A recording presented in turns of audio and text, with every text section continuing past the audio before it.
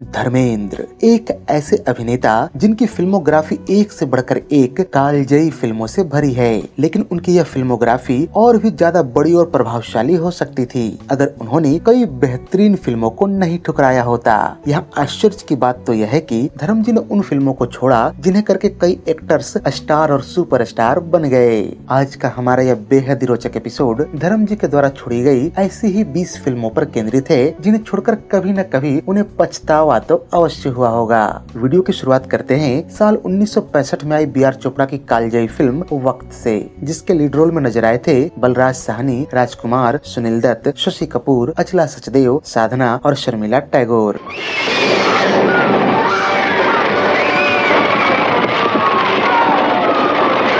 वक्त से दिन और रात। मेरे फूल जैसे राजू को मारा, बदजात कमीने। तुझे मेरा बेटा वापस करना पड़ेगा। सिनाय सेठ, जिनके अपने घर शीशे के हों वो दूसरों पर पत्थर नहीं फेंका करते। योर ऑनर, कातिल सिर्फ दो आदमी हो सकते हैं, वो दो आदमी जिन्हें कत्ल करने का पूरा पूरा मौका मिला था। कि वक्त ही सब कुछ है, वक्त ही बनाता है और वक्त ही बिगाड़ता है। इस फिल्म में धर्म जी को राजकुमार साहब के द्वारा निभाई गई बड़े भाई की भूमिका मिली थी। यूँ तो यह भूमिका अपने आप में बेहद प्रभावशाली है, जिसके हिस्से एक से बढ़कर एक संवाद और दृश्य आए थे, लेकिन धर्म जी यह सोचकर ठिठक गए कि फिल्म में उनका रोल तीनों भाइयों में से बड़े भाई का है, जबकि उनसे छोटे भाई की भूमिका में सुनील दत्त नजर आएंगे, जबकि सुनील उनसे उम्र में कुल 6 साल बड़े हैं। इससे कहीं ऐसा न हो कि वो बड़े भाई की भूमिका में टाइपकास्ट हो जाएं और उन्हें भविष्य में लीड रोल मिलने ही बंद हो जाएं। भले ही आज के समय में धर्म जी की यह सोच बचकानी लग रही हो, लेकिन 60 के दशक में एक्टर्स ऐसे ही टाइपकास्ट हो जाया करते थे और धीरे धीरे उन्हें केवल सहायक भूमिकाएं ही मिलने लगती थीं। खैर, अगली फिल्म के रूप में ख्याल आता है इसी साल अर्थात 1965 में ही आई रामानंद सागर की फिल्म आरजू का, जिसके लीड रोल में नजर आए थे राजेंद्र कुमार, साधना और फिरोज खान। देखिए देवी जी, ऐसा लगता है आपको मेरे यहाँ बैठने से बहुत ही तकलीफ हो रही है। मैं दूसरी सीट पे चला जाता हूँ। Thank you. मैं अपने बीते हुए प्यार के सहारे जिंदा रह सकता हूँ, मगर भगवान के लिए मुझे किसी के रहम पे जिंदा रहने को मत कहो। बेदर्दी बालमा तुझको मेरा मन याद। गौरतलब है कि फिल्म में फिरोज खान के द्वारा निभाए गए सेकंड लीड हीरो की भूमिका के लिए रामानंद सागर के पहली पसंद धर्मेंद्र थे। सागर साहब ने जब फिल्म में धर्मेंद्र को लेने की इच्छा जताई तो राजेंद्र कुमार ने उनसे कहा कि ये जिम्मेवारी आप मुझ पे छोड़ दें। इन दिनों मैं धर्म के साथ ही फिल्म आई मिलन की बेला की शूटिंग कर रहा हूँ, अतः उन्हें आरजू के लिए राजी कर लूंगा। लेकिन यहाँ विडम्बना देखिए कि जब राजेंद्र कुमार ने रामानंद सागर की इच्छा धर्मेंद्र को बताई तो धर्मेंद्र ने उनसे कहा कि इन दिनों मैं अब लीड हीरो के तौर पर फिल्म में साइन कर रहा हूँ, क्योंकि मैं नहीं चाहता कि एक सपोर्टिंग एक्टर ही बनकर रह जाऊं। रामानंद सागर को जब धर्मेंद्र के द्वारा फिल्म नकारे जाने की सूचना मिली तो उन्होंने राजेंद्र कुमार से कहा कि एक बार मनोज कुमार से भी बात करके देख लिया जाए। राजेंद्र कुमार इस बात को लेकर आश्वस्त थे कि मनोज कुमार तो फिल्म को अवश्य साइन करेंगे, क्योंकि उनकी ही मदद से मनोज साहब को हरियाली और रास्ता फिल्म मिली थी, जो कि उनके कैरियर की शुरुआती कामयाब फिल्मों में से एक रही। खैर, जब मनोज कुमार को फिल्म ऑफर की गई तो उनका भी हाल धर्मेंद्र जैसा ही निकला, लेकिन वो राजेंद्र कुमार के मुंह पर फिल्म को नकार नहीं सके और कुछ दिनों तक टाल मटोल करते रहे। जब काफी दिन हो गए तो राजेंद्र कुमार ने मनोज कुमार का अंतिम फैसला जानना चाहा तो उन्होंने सकुचाते हुए कहा कि मैं बतौर लीड हीरो फिल्म में साइन करना चाहता हूं और लीड हीरो के तौर पर ही स्थापित होना चाहता हूं, अतः आपकी फिल्म में साइड रोल नहीं कर सकता। इसके बाद एक दिन राजेंद्र कुमार ने गुरुदत्त और माला सिन्हा स्टारर फिल्म बहू रानी देखी, जिसमें फिरोज खान भी एक सहायक भूमिका में थे। राजेंद्र कुमार को हैंडसम फिरोज खान बेहद पसंद आए और उन्होंने अगले दिन फिरोज खान को मिलने के लिए बुलाया और फिल्म ऑफर की। रामानंद सागर शुरू में फिरोज खान को लेने के पक्ष में नहीं थे, क्योंकि उनका मानना था कि एक बी ग्रेड एक्टर है जिसने कुछ एक स्टंट फिल्में तो अवश्य की हैं, लेकिन इनमें धर्मेंद्र और मनोज कुमार वाली बात नहीं है। खैर, राजेंद्र कुमार के काफी समझाने और मौके की नजाकत को देखते हुए सागर साहब ने अंत में फिरोज खान को 45,000 रुपए फीस देकर साइन कर लिया। अगली फिल्म जिसे धर्म जी ने रिजेक्ट किया था वह साल 1972 में आई निर्देशक दुलाल गुहा की कालजयी कृति दुश्मन, जिसके लीड रोल में नजर आए थे राजेश खन्ना, मुमताज और मीना कुमारी।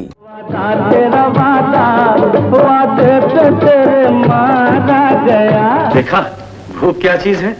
सिर्फ एक दिन की भूख ने तुम्हारी ये हालत कर दी है। सोचो उस परिवार का जिसे तुम्हारी वजह से अब सारी जिंदगी भूख का सामना करना पड़ेगा।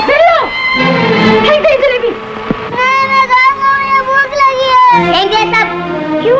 उसकी बीवी कोई चीज हमें नहीं खानी चाहिए। क्या हुआ? वो पापी है, वो खूनी है। इस फिल्म के नायक ट्रक ड्राइवर सुरजीत सिंह की भूमिका के लिए शुरू में धर्म जी से बात की गई थी और उन्हें कहानी और अपना रोल भी काफी पसंद आया था, लेकिन मेकर्स को उन्होंने कुछ ज्यादा ही पैसे बता दिए और मेकर्स को लगने लगा कि इससे उनका खेल बिगड़ सकता है। ऐसे में उन्होंने अन्य विकल्पों की तलाश शुरू कर दी। ये वो समय था जब राजेश खन्ना की आराधना, सच्चा झूठा, दो रास्ते और हाथी मेरे साथी जैसी फिल्में नहीं आई थी और वो सुपरस्टार भी नहीं बने थे। ऐसे में फिल्म के निर्देशक दुलाल गुहा के सलाह पर राजेश खन्ना को चुन लिया गया, जिनकी फीस उस वक्त धर्म जी के मुकाबले काफी कम था। लेकिन फिल्म की शूटिंग शुरू होते होते राजेश खन्ना की फिल्म आराधना रिलीज हो गई और वो रातों रात स्टार बन गए। अगली फिल्म है साल 1972 में ही आई निर्माता निर्देशक कमाल अमरोही की पाकीजा, जिसके लीड रोल में नजर आए थे राजकुमार, मीना कुमारी और अशोक कुमार। इन्हीं लोगों ने ले लिया दुपट्टा मेरा। आपके पाँव देखे बहुत हसीन है, इन्हें जमीन पर मत उतारिएगा, मैले हो जाएंगे।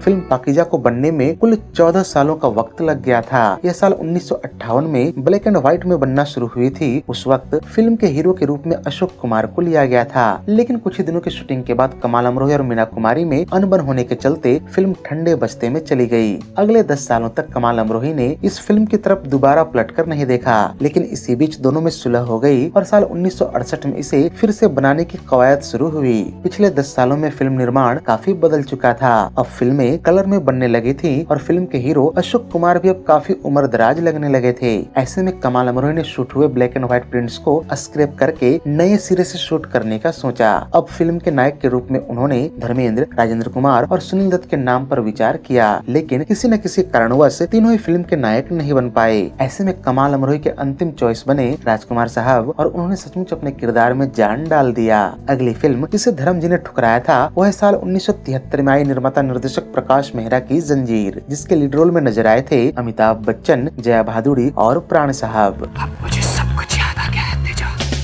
तुम्हारे हाथ में पिस्तौल, मेरे बाप का जख्मी सीना, गोली खाकर गिरती हुई मेरी माँ। मैं इतनी आसानी से हार नहीं मानता विजय। आज के बाद अपने आदमी से कह दो कि हमेशा तुम्हारे नजदीक रहे। ये मेरा वादा रहा कि मैं तुम्हारी जिंदगी मिटा दूंगा।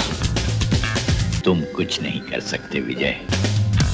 20 साल से ये जंजीर मेरे जहन को एक सांप की तरह डस रही थी। फिल्म जंजीर की कहानी का ताना बाना लेखक सलीम खान ने अपने जवानी के दिनों से ही बुनना शुरू कर दिया था।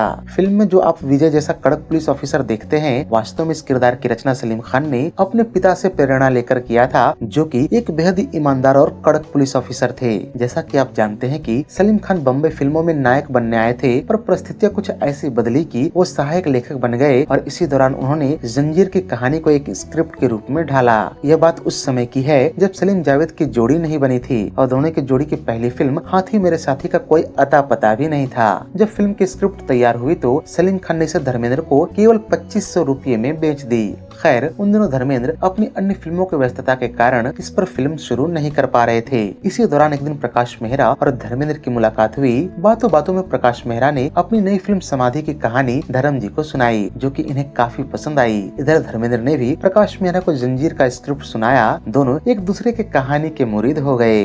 बात यहाँ तक पहुँची कि धर्मेंद्र ने प्रकाश मेहरा से समाधि की स्क्रिप्ट जंजीर से बदलने का आग्रह किया। प्रकाश मेहरा ने धर्मेंद्र की बात इस शर्त पर मान ली कि फिल्म जंजीर में एक्टिंग के साथ साथ आपको इसे को प्रोड्यूस भी करना होगा। अभी कुछ ही दिन गुजरे थे कि धर्मेंद्र और प्रकाश मेहरा की फिर से एक मुलाकात हुई। इस बार प्रकाश मेहरा ने फिर से एक स्क्रिप्ट धर्मेंद्र साहब को सुनाई, जो कि कहानी किस्मत की नामक एक फिल्म की थी। यह स्क्रिप्ट भी धर्मेंद्र को खूब पसंद आई और उन्होंने प्रकाश मेहरा से कहा कि आप यह स्क्रिप्ट भी मुझे दे दें। अगर आप ऐसा करते हैं तो मैं केवल फिल्म जंजीर को को प्रोड्यूस ही नहीं करूंगा, बल्कि आपको इसके लिए जितना भी अन्य मदद चाहिए वो सारी उपलब्ध करवाऊंगा। दरअसल यह स्क्रिप्ट धर्मेंद्र अपने गॉडफादर अर्जुन हिंगोरानी के लिए चाहते थे। यह शर्त सुनकर प्रकाश मेहरा को बुरा तो अवश्य लगा, पर वो मन महसूस कर रह गए और दूसरी स्क्रिप्ट भी धर्मेंद्र साहब को दे दी। खैर, दो स्क्रिप्ट्स की कुर्बानी के बदले प्रकाश मेहरा को जंजीर की स्क्रिप्ट मिल गई। उन्होंने फिल्म के स्क्रिप्ट में कुछ जरूरी बदलाव और उसके डायलॉग्स राइटिंग के लिए सलीम खान से संपर्क संपर्क किया।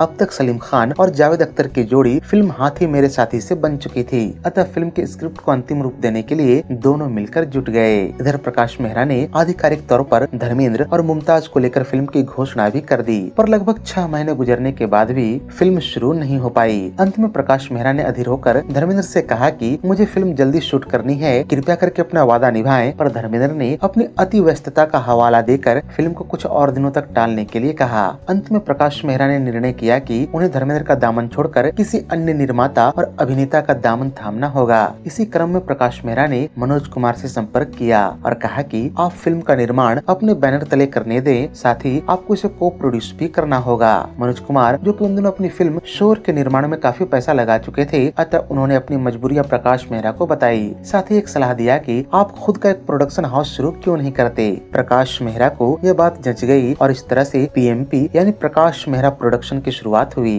बहरहाल फिल्म के लिए जितना संभावित बजट था, प्रकाश मेहरा ने खुद के पास उपलब्ध धन और मार्केट से पैसे लेकर किसी तरह जुटा लिया। इसके बाद उन्होंने फिल्म के नायक की तलाश करनी शुरू कर दी। इसी क्रम में देव आनंद से संपर्क किया गया, पर लेखक जोड़ी सलीम जावेद देव आनंद के नाम पर सहमत नहीं थे, क्योंकि देव आनंद की छवि एक रोमांटिक नायक की थी, जबकि यह भूमिका एक सीरियस पुलिस ऑफिसर की होने वाली थी। दरअसल प्रकाश मेहरा ने उनसे इसलिए संपर्क किया क्योंकि उन्होंने देव आनंद की फिल्म काला पानी देख रखी थी। खैर, देव आनंद को फिल्म की कहानी तो काफी पसंद आई, पर उन्होंने यह शर्त रखी कि फिल्म के नायक पर कम से कम 3-4 गाने तो होने ही चाहिए। साथ ही यह भी कहा कि आप इस फिल्म को हमारे बैनर नवकेतन फिल्म्स के लिए बनाएं। इसके निर्माण में जो भी खर्च आएगा वो हम लगाने के लिए तैयार हैं। यह सुनकर प्रकाश मेहरा काफी दुविधा में फंस गए, क्योंकि फिल्म का नायक ऐसा था जो गाना गाना तो दूर, फिल्म में हंसता भी है तो केवल एक आध दृश्य में। तथा दूसरी बात यह भी थी कि अब तक प्रकाश मेहरा खुद का बैनर और बजट बना चुके थे। बहरहाल देव आनंद के साथ बात नहीं बन पाई और प्रकाश मेहरा ने राजकुमार साहब से संपर्क किया, जो कि उन दिनों दक्षिण भारत में मुमताज के साथ किसी अन्य फिल्म की शूटिंग कर रहे थे। उन्होंने प्रकाश मेहरा से कहा कि मैंने स्वयं आपकी फिल्म के नायक विजय जैसी जिंदगी जी है, अतः यह भूमिका करने में मुझे काफी खुशी होगी।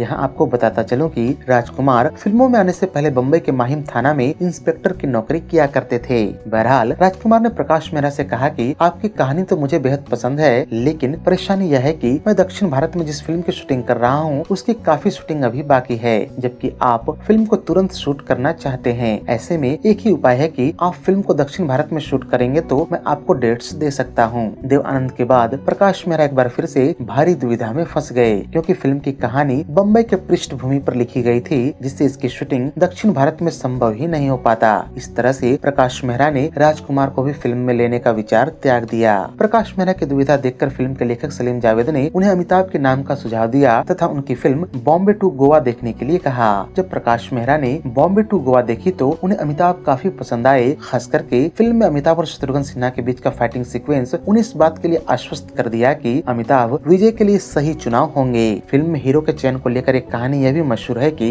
धर्म जी ने इस फिल्म को व्यस्तता के कारण नहीं, अपितु अपनी एक कजिन सिस्टर के कहने पर छोड़ा था। असल में धर्म जी की इस कजिन सिस्टर का प्रकाश मेहरा के साथ एक झगड़ा हो रखा था, और जब इस कजिन सिस्टर ने सुना कि धर्मेंद्र प्रकाश मेहरा की फिल्म कर रहे हैं तो वो रोते बिलखते धर्म जी के पास पहुंची और कहा कि अगर आप प्रकाश मेहरा की फिल्म करेंगे तो मेरा मरा हुआ मुंह देखेंगे। धर्म जी बेहद धर्म संकट में पड़ गए, क्योंकि वो प्रकाश मेहरा को वादा भी कर चुके थे। इधर कजिन सिस्टर की जान का भी सवाल था। ऐसे में उन्होंने बीच का रास्ता निकाला और प्रकाश मेहरा को टालना शुरू कर दिया, ताकि परेशान होकर वो खुद ही किसी और को हीरो लेकर फिल्म शुरू कर दें। और अंत में ऐसा हुआ भी। धर्म जी के द्वारा छोड़ी गई अगली फिल्म है साल 1974 में आई लेखक निर्देशक नरेंद्र बेदी की बेनाम, जिसके लीड रोल में नजर आए थे अमिताभ बच्चन, मौसमी चटर्जी और प्रेम चोपड़ा। इस फिल्म का निर्माण किया था रंजीत विर्क ने, जो वास्तव में धर्मेंद्र साहब की कजिन सिस्टर के पति थे। इसी कारण साल 1973 में जब इस फिल्म की घोषणा की गई तो उस दौर की पत्रिकाओं में धर्मेंद्र की एक बड़ी सी तस्वीर छपवाते हुए लिखा गया धर्मेंद्र प्रेजेंट्स बेनाम। साथ ही इस बात की भी घोषणा की गई कि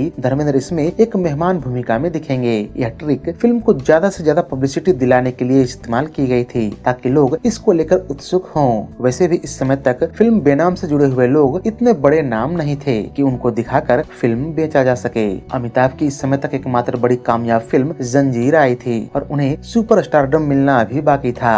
खैर, जैसा कि हमने बताया कि इसमें धर्मेंद्र साहब एक मेहमान भूमिका निभाने वाले थे, लेकिन बाद में ऐसा नहीं हो सका। इसके पीछे का कारण यह हो सकता है कि फिल्म में उन्हें प्रेम चोपड़ा के द्वारा निभाई गई गुमनाम कॉलर की भूमिका सौंपी गई हो और धर्म जी ने उसे यह कहकर मना कर दिया हो कि लोग उन्हें एक नकारात्मक किरदार में स्वीकार नहीं कर पाएंगे और न केवल फिल्म पिट जाएगी बल्कि उनके फिल्मी छवि को भी नुकसान पहुंचेगा। खैर बात जो भी हो, पर इस नकारात्मक भूमिका के लिए प्रेम चोपड़ा जी को अंतिम रूप से चुन लिया गया। लेकिन अब भी एक समस्या यह थी कि गुमनाम फोन कॉल में अगर प्रेम चोपड़ा की आवाज दर्शकों को सुनाई पड़ती तो वो इसे झट से पहचान जाते, क्योंकि उनकी आवाज वो फिल्मों में पहले से ही सुनते चले आ रहे थे। ऐसे में फिल्म के सस्पेंस और थ्रिल का सत्यानाश हो सकता था। समस्या सचमुच बेहद गंभीर थी, लेकिन इन मौके पर ख्याल आया कि क्यों न इस फिल्म के संवाद लेखक कादर खान साहब की आवाज इसके लिए इस्तेमाल किया जाए, इसे लोग पहचानते भी नहीं हैं। आइडिया सचमुच बेहद अच्छा था, क्योंकि कादर साहब उस समय तक पर्दे पर कुछ एक गिने चुनी फिल्मों में ही नजर आए थे और ज्यादा पॉपुलर नहीं थे। धर्म जी के द्वारा छोड़ी गई अगली फिल्म है साल 1976 में आई निर्देशक दुलाल गुहा की दो अनजाने, जिसके लीड रोल में नजर आए थे अमिताभ बच्चन, रेखा और प्रेम चोपड़ा।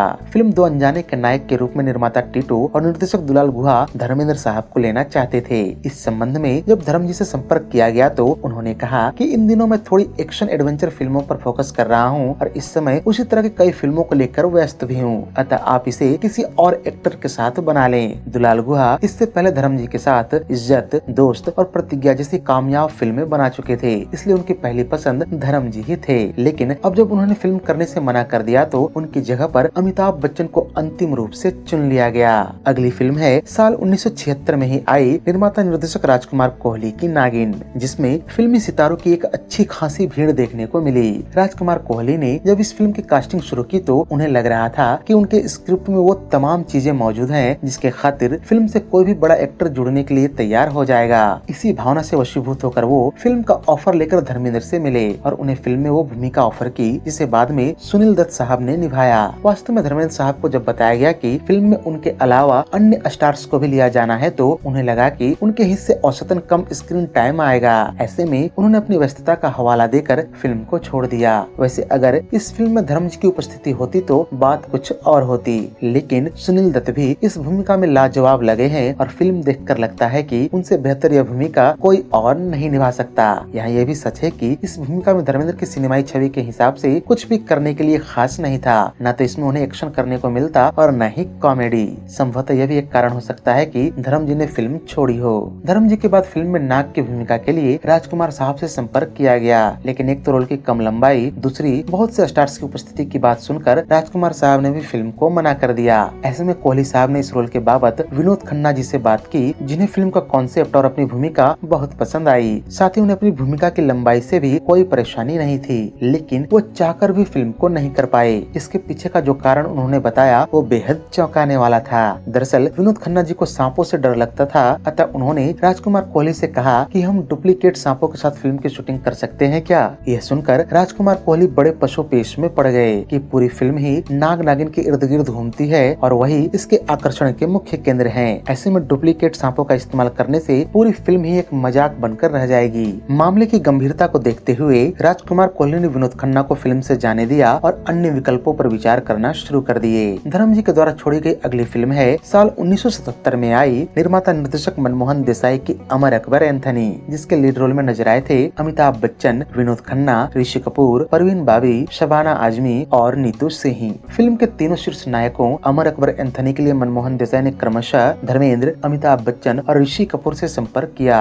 ये वो समय था जब मनमोहन देसाई अपनी एक और फिल्म चाचा भतीजा की शूटिंग कर रहे थे। इसी शूटिंग के दौरान एक दिन उन्होंने धर्मेंद्र को फिल्म में अमर की भूमिका ऑफर की। धर्मेंद्र उन दिनों अत्यंत ही व्यस्त चल रहे थे, अतः मनमोहन देसाई से कहा कि आप थोड़ा रुक जाओ, मैं अपने सेक्रेटरी से पूछकर बताता हूँ कि मेरे पास और फिल्में साइन करने के लिए समय है या नहीं। मनमोहन देसाई को यह बात चुभ गई कि धर्मेंद्र, जिन्हें वो अपना समझ रहे थे, उन्होंने परायों जैसी बात कर दी। इस बात से नाराज मनमोहन देसाई ने विनोद खन्ना को यह रोल ऑफर कर दी, जिसके लिए वो सहर्ष ही तैयार हो गए। गौरतलब है कि इस समय मनमोहन देसाई धर्मेंद्र के साथ दो फिल्मों चाचा भतीजा और धर्मवीर की शूटिंग कर रहे थे, अतः उस समय वो मन महसूस कर रह गए, लेकिन ठान लिया कि भविष्य में कभी भी धर्मेंद्र के साथ काम नहीं करेंगे और ऐसा उन्होंने किया भी। फिल्म नसीब के गीत जॉन जानी जनार्दन में धर्मेंद्र के कैमियो को छोड़ दिया जाए तो दोनों ने फिर कभी भी एक साथ काम नहीं किया।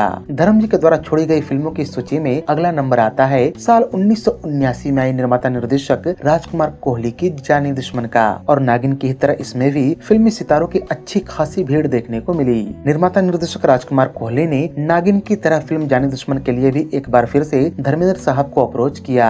फिल्म में उन्हें एक पुलिस अफसर की दमदार भूमिका ऑफर की गई जो शुरू में काफी बड़ी थी, लेकिन इस बार भी बात नहीं बन पाई, जिसके बाद उस भूमिका के लिए विनोद मेहरा को चुन लिया गया। अब जब उस किरदार के लिए विनोद मेहरा को चुन लिया गया तो राजकुमार खोले ने उनके स्टारडम के हिसाब से पुलिस अफसर की भूमिका को छोटा करवा दिया।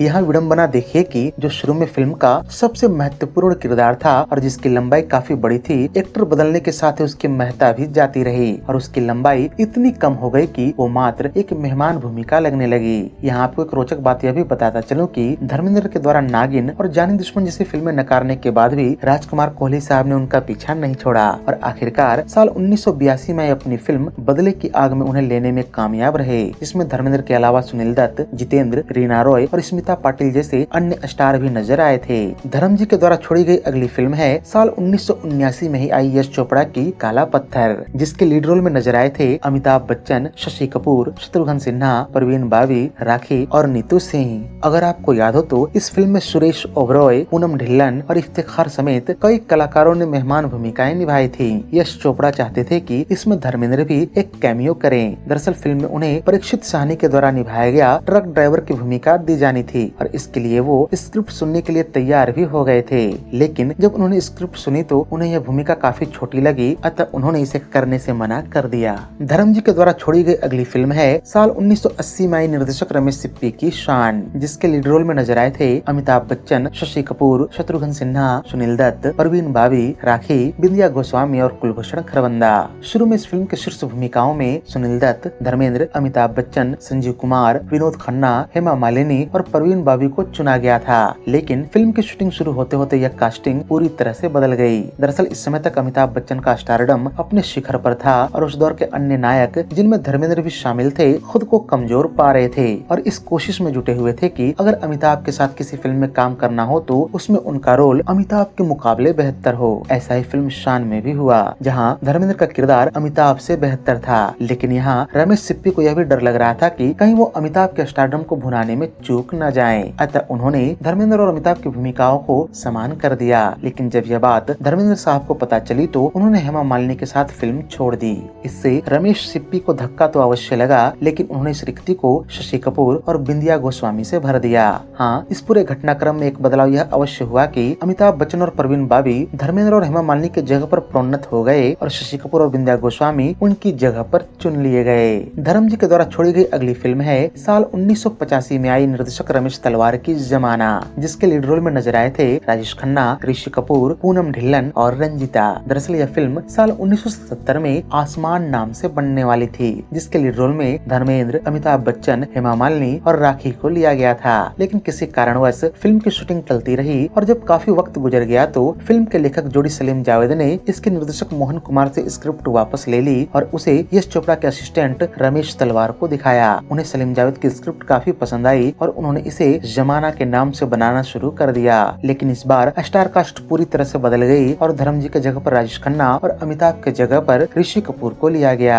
इस सूची की अगली फिल्म है मशहूर विलन और चरित्र अभिनेता रंजीत साहब की डायरेक्टोरियल डेब्यू कारनामा, जिसके लीड रोल में नजर आए थे विनोद खन्ना, किमी काटकर और फरहान नाज। असल में रंजीत 1980 में ही कारनामा को बतौर निर्देशक अपनी पहली फिल्म के तौर पर पेश करने वाले थे और इसके हीरो के तौर पर उन्होंने विनोद खन्ना को साइन भी कर लिया था, लेकिन इन्हीं दिनों विनोद खन्ना फिल्मों से संन्यास लेकर ओशो रजनीश के शरण में चले गए। ऐसे में रंजीत की यह फिल्म अगले 4 सालों तक ठंडे बस्ते में चली गई। साल 1984 में उन्होंने एक बार फिर से इसे धर्मेंद्र, रेखा और जया पर्दा को लेकर बनाने की सोची, लेकिन इस बार उन्हें फिल्म के हीरोइंस ने धोखा दे दिया। रेखा जहां फिल्म की शूटिंग केवल दिन के फर्स्ट हाफ में ही करना चाहती थी क्योंकि उन्हें अपने निजी जीवन के लिए समय चाहिए था, वहीं जया पर्दा ने धर्म जी के साथ अनबन के कारण फिल्म छोड़ दी। ऐसे में रंजीत ने एक बार फिर से फिल्म को ठंडे बस्ते में जाने दिया, लेकिन अगले 2 सालों बाद इन्हें उम्मीद की एक किरण तब नजर आई जब विनोद खन्ना ने एक बार फिर से फिल्मों में वापसी की। रंजीत इस बार विनोद खन्ना और नवोदित अभिनेत्री किमी काटकर को लेकर यह फिल्म पूरी की और साल 1990 में इसे रिलीज कर दिया।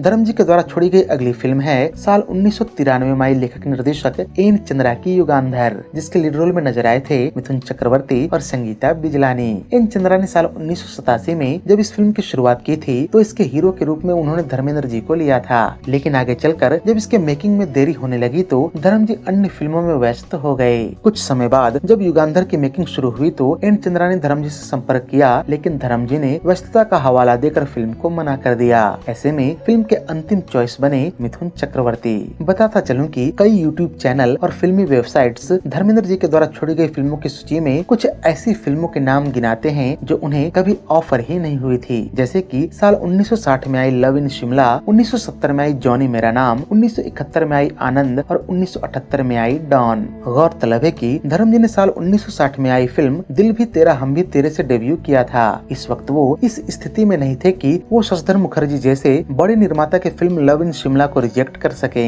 यहाँ असली बात तो यह है कि धर्म जी ने इस फिल्म के लिए ऑडिशन अवश्य दिया था, लेकिन वो चयनित नहीं हो पाए थे। ऐसा ही कुछ हाल फिल्म आनंद के साथ भी हुआ, जहाँ निर्माता निर्देशक ऋषिकेश मुखर्जी ने एक यात्रा के दौरान अपनी आगामी फिल्म आनंद की कहानी उन्हें अवश्य सुनाई थी, लेकिन फिल्म ऑफर नहीं की थी। उधर जब फिल्म के लिए राजेश खन्ना अंतिम रूप से चुन लिए गए तो धर्म जी ने शराब के नशे में आधी रात को ऋषिकेश मुखर्जी को फोन करके खूब तंग किया था।